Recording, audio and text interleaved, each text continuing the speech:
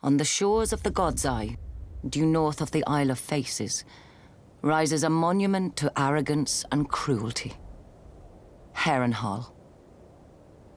For a people who prided themselves on their ships, the Iron Men of old seized any chance to leave them, and carved out a vast kingdom from the peaceful river lords.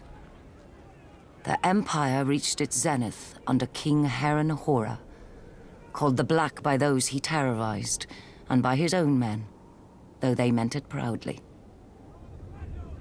King Harren enslaved the Riverlands to raise the mightiest fortress Westeros had ever seen. A castle that could garrison 1 million men, with walls so vast that winters would come and go, and besieging armies grow old and grey before the castle fell. 5 towers he ordered, reaching into the heavens like grasping fingers. A monstrosity which he forced our people to build for their own subjugation. But the very day the slaves laid the last stone, Aegon Targaryen and his sisters arrived in the south. When they arrived with their small army, Harren laughed and shut the gates.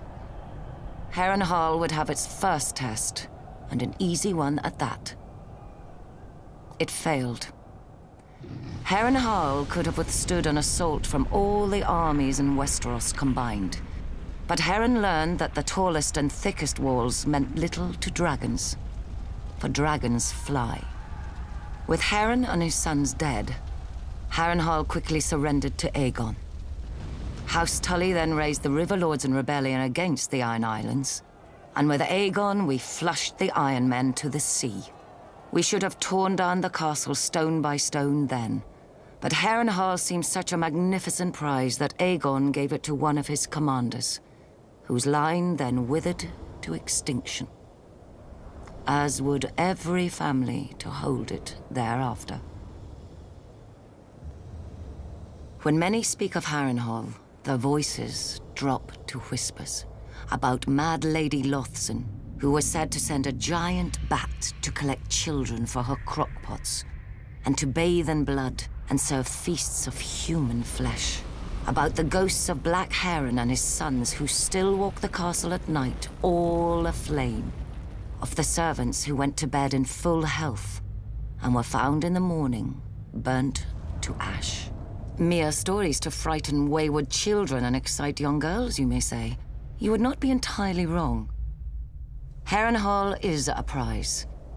A nigh impregnable castle with enough land and enough income to make a man, at a stroke, one of the greatest lords in Westeros. But you would not be entirely right either. Say by a king's grace, Harrenhal became yours. Now you must garrison it. You must repair it and maintain it. Even stretched to the ends of your means, you cannot fill and manage the whole castle. So you retreat your household to 4 of the 5 towers, then 3, then 2, then only the bottom thirds of those. You close the hall of 100 hearths and take your meals in your rooms.